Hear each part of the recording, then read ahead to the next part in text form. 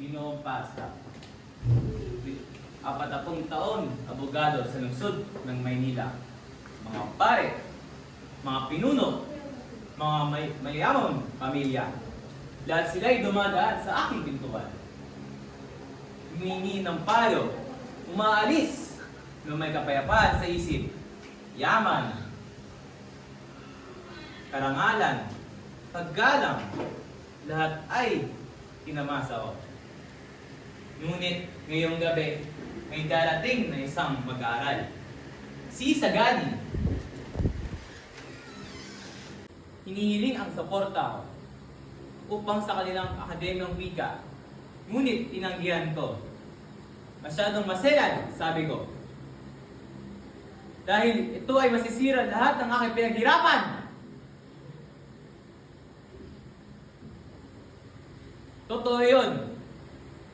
Ngunit nakita ko sa kanyang mukha. Ang nakalimutan kong aking dating sarili. Ang paniniwalang may pagbabago pa. Bago pa matutunan ang aking katinunuan.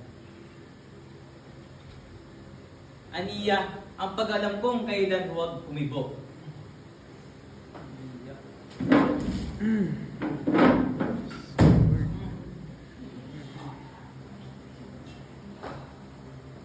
Marami akong pag-aari. Ngunit kung minsan, ang pagiging matalino ay isa lamang magandang pangalan sa aking pagiging duwa.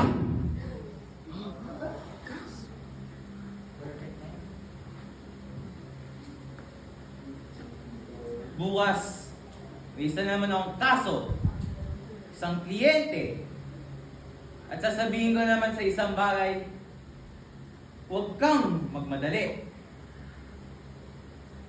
Mag-ingat ka, sundin mo ang mga batas.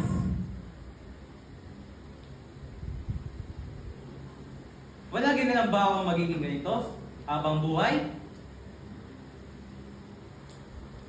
Hindi ko na alam ang aking sarili.